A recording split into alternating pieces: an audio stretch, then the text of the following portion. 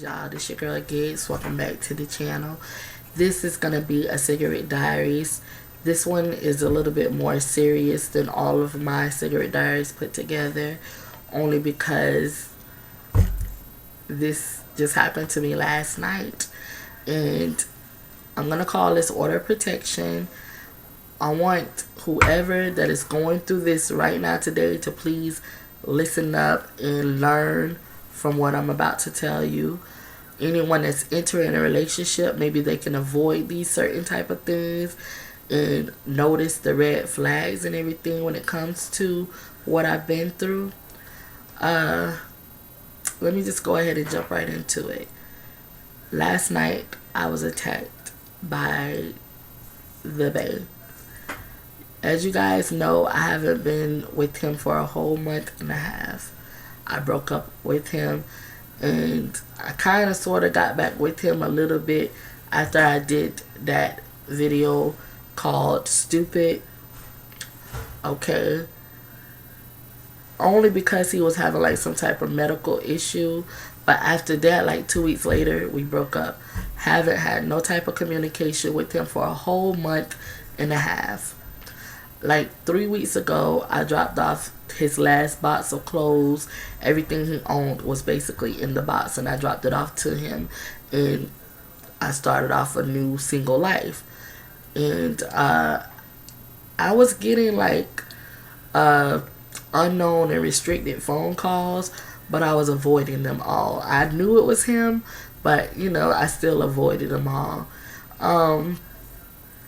All the types of communication was gone. I took him off Facebook and everything. I didn't think I had to put up with him again because I was done with him. But obviously I was wrong.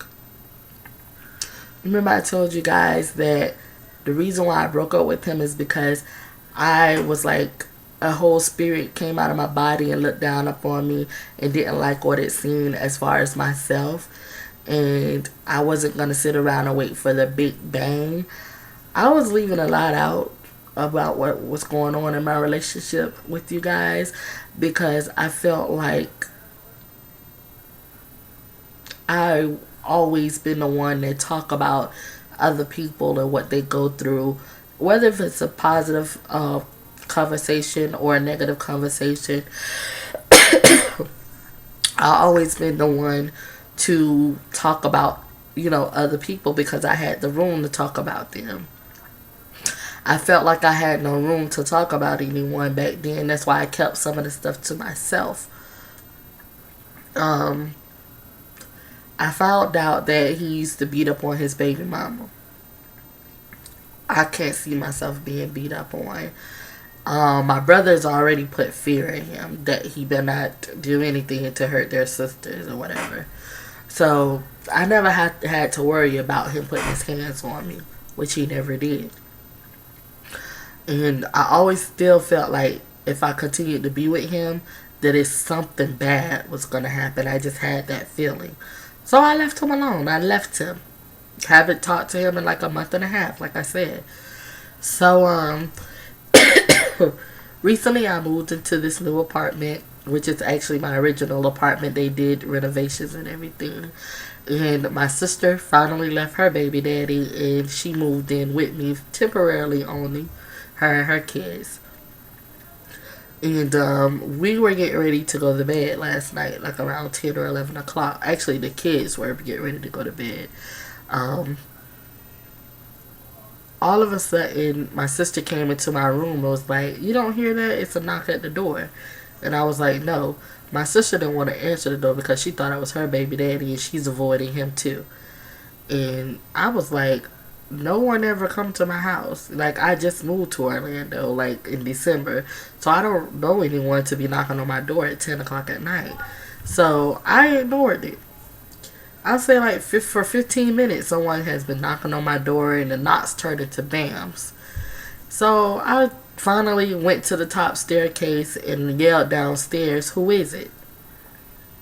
And the person said, "Josh." Josh is the ex-bae. So I was like, "Josh? I haven't heard from him like in a month and a half, and the last time I seen him was when I, took him his box of stuff."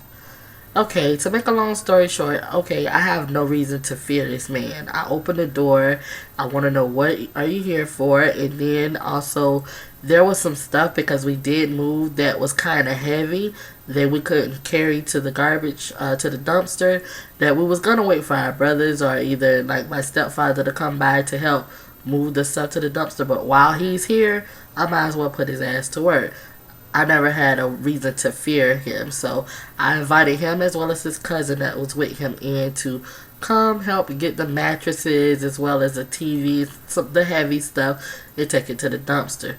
You know, he did, but he was like so freaking drunk, so intoxicated. He was stumbling and about to fall on the staircase and everything. Like we was laughing because it was entertainment, and you know he was like an ex boyfriend, mind you. This guy used to sleep with me every night. Like this is someone that I had trust in at one point, so I didn't have any reason to fear having him come into the house. So I let him come in, and then also my sister was there. So, you know what's the worst could happen? That's what I was thinking. Excuse me. So, anyways, after they took the stuff out to the dumpster, they came back and I was like, "Why are you here?" And he was like, "He want me back. He loved me so much, and he want to make it work, whatever he has to do to make it work or whatever." And you know the whole sad story. And I was like, "No, it's been a month and a half. I moved on," and it made him think that maybe I had someone, which I don't. So I was like, he was like, "So you got another nigga or whatever?" I was like, "No, I don't have anybody." But even if I did have anybody, what does that matter to you? We've been separated for a whole month and a half and everything. So we was just talking and stuff, and my sister was like, "Well, I'm getting ready to go to bed, so I'm finna go up in the room. If you need me, just holler down." I was like, "Okay." So we was on the staircase talking because I didn't let him come all the way up in the house anymore. Like he was up in the house when he got the mattress and the TV, but we ended up on the staircase talking because I wanted him to go. And so I was seeing him at the door. And so we was at the door at the staircase, and his cousin walked away and walked to the car because he was ready to go. And I was like, "Okay, you can go ahead and go now because I don't want to get back with you. It's not going to work." And so he was getting very upset to where he started like being aggressive as far as like groping me, not really groping me in a sexual way, but like holding me, and like, you know, I was trying to go back upstairs and he'll yank me back or something like that. He started getting aggressive. And when he's drunk, he's just not himself. He's just not himself. And so he was really drunk, y'all. So anyways, to make a long story short, he started getting agitated and started thinking, making up stuff in his head that as if I had someone up in my house.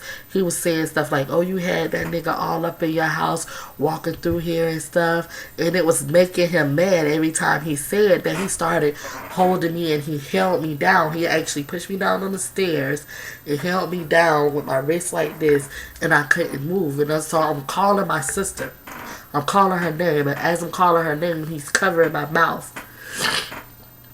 It got to the point to where I was afraid, y'all. I was really afraid of what this guy is gonna do. So I just didn't say anything. I didn't want to edge him on. I didn't want to provoke him in any type of way. So I didn't say anything. I just let him hold me and let him talk. He kept on saying stuff, just some gibberish. He was speaking like a whole bunch of like just gibberish. I couldn't understand it. He was saying stuff like, "I love you so much, and you don't want to take me back. I never did anything to hurt you, and you got this nigga all up in your house." And you know, I just was quiet because I was afraid. And all of a sudden he slapped me. So I gotta lose some kind of way, and I slapped his ass back because I never been in this situation before. Never been in no type of abusive situation before. So I slapped his ass back, and I'm trying to call my sister, you know what I'm saying? And as I tried to call her again, he covered my mouth, or he held me down with one hand, covered my mouth, and he some way slapped me again. And when he slapped me this time, my ear started ringing. He slapped me that hard, my ear started ringing, and I couldn't hear nothing. All I could see is just his mouth moving. and I'm trying to call my sister, but I couldn't do it for some reason. And sometimes I did like see or hear myself because it was still ringing in my ear. Call my sister, but she just didn't answer. So he was like still holding me down, slapping me. I'm still hearing the ringing, but I'm still feeling the slaps too, where he's slapping me real hard and shit. So I finally got him loose and I pushed him, and like the ringing kind of went away, and I hear him because I couldn't really hear, and I hear him saying that I love you so much. I never put my hands on you before. I never did that. I love you so much. You got me acting this way and stuff. And then his cousin came and sat on the top stairs, like passed right by him, holding me down, and sat on the top stairs, and just like looking down on him, just keep slapping me. And then all of a sudden, he told his cousin to go in the car. We finna get ready to go. So I was like, I'm not gonna say anything. I'm just like gonna wait till he at least go to the door so I could push him out and lock the door behind him. I was trying to come up with my next strategy, y'all. So as I was trying to do that, he was still holding me down. I'm still trying to call my sister, and then he just took his fingers and started choking me. He was choking the hell out of me. At that point, I like seen my life flash before my eyes. Like I just was like, this man is gonna kill me on this doorstep, and I'm doing everything to get from up under him and everything. And then he finally let go.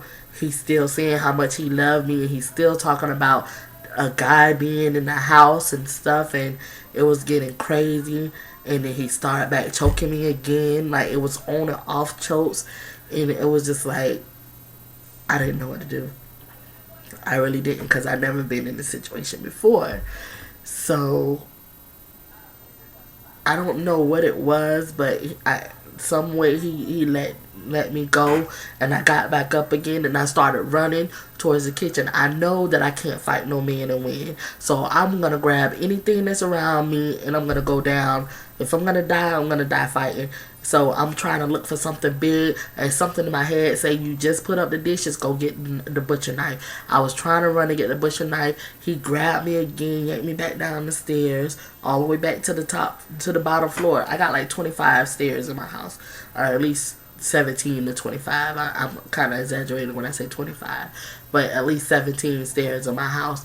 And so all the way from the top stairs, he dragging me back to the bottom stairs, and talking and pushing me and all this other stuff. I'm crying. I'm like, just get out of my house. I'm gonna call the police and everything. And I'm still looking around for something to throw at his ass or something. And then he finally just said, fuck it. And then he walked out the door, and that's my opportunity to lock the door. As soon as I locked the door, he started banging back on the door. Like 3 minutes after him banging back on the door, he left. And I'm still at the door, trying to regather my thoughts or regather what just happened. And then another knock come at the door, and it was his cousin. I could tell because I heard him yelling at his cousin about he left his cigarettes inside of the house or whatever. He was like, no, you had the cigarettes last. He was blaming his cousin for leaving the cigarettes. Then all of a sudden I heard him say, I got him. And so they left.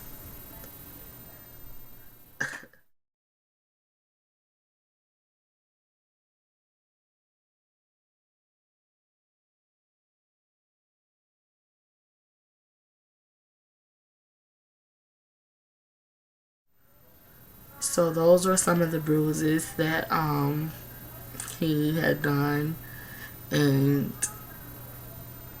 I never seen myself ever being in this situation. I trusted this guy enough to open my door because we laid next to each other. We told each other we love each other. He cooked for me, I cooked for him. He rubbed my feet, he cleaned up, he supported me in certain things. And for him to come and knock on my door and damn near kill me on my steps last night, it's just crazy. But I guess the good thing about it is I knew that there was going to be a big bang. That's why I let him go. back when I did that stupid video, I didn't like the person that I became. And it's like I told you guys, that out of body experience, that spirit came and looked down upon me and didn't like the person I became. And I didn't want to sit around and wait for that big bang. I knew I had to leave because I was seeing red flags. I was seeing them and I was not ignoring them. Some of the red flags I was addressing, and the answers that he gave me just made things worse. I kept this to myself because I really didn't want to be the pot to call the kettle black, I guess you can say. But he told me before that he beat up on his baby mamas. I kept that to myself. I never shared that with anybody.